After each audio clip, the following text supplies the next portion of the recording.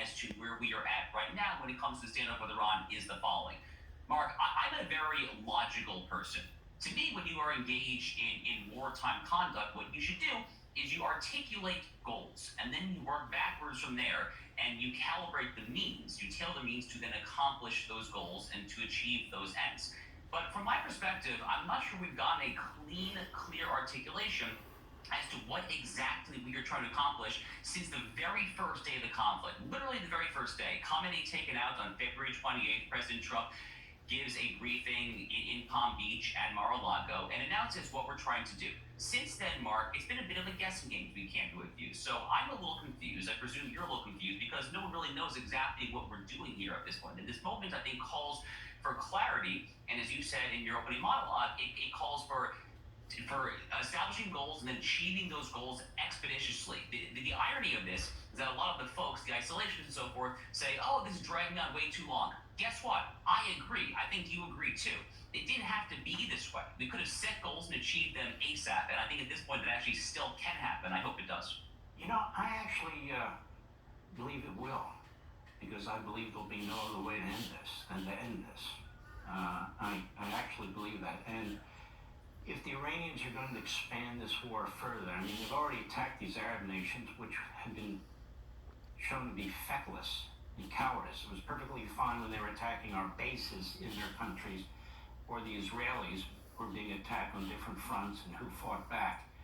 But I think that ultimately this regime, the only way that we're actually going to be able to end this and get out of this is going to be a more aggressive military stance. By that I mean, as I discussed in the opening, I'd be curious about your view. We're leaving some things on the table. When you announce no, or when it is clear no ground troops, I'm not saying, let me be clear, sending ground troops. I'm not making that argument because I don't think it would matter. But when you tell the enemy no ground troops, when the enemy knows you're not going to hit Carg Island or these other key locations, when you're not providing support to the resistance movements and so forth over there, you're literally taking things off the table in front of them, and they're saying they don't really want victory, so we will outlast them. What do you think about that? Listen, this war has been conducted in somewhat schizophrenic fashion, if we're being candid here. So initially, the ceasefire was called prematurely back on April 8th, and then we had this whole delegation, the Vice President, Jared Kushner-Sivakov, fly to Pakistan, engage in these negotiations. Then we almost did a second time and then called it off because we apparently realized at the last minute that there was no one to negotiate with. Then there was this MOU negotiation in the Alpines of Switzerland, and it was very flawed MOU. So it's just been totally all over the map. And yes, 1,000%, yes, we are leaving a lot on the table. Now, I basically see it as three possible paths forward.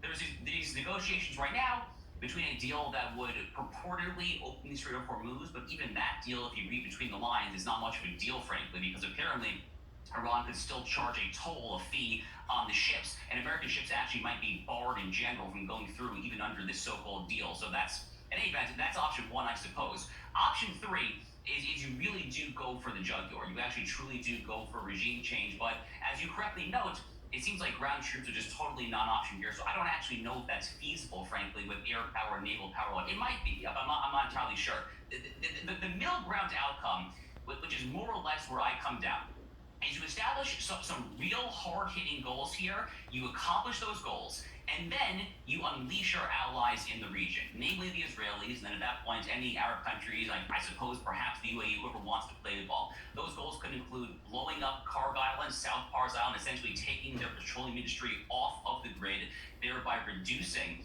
Iran's value on the geopolitical chessboard to China, Russia, and America's other adversaries, and then to hit some really, really high-level IRGC targets. You do that, you get some sort of deal in the Strait, and then you tell the Israelis and our other allies, do what has to be done.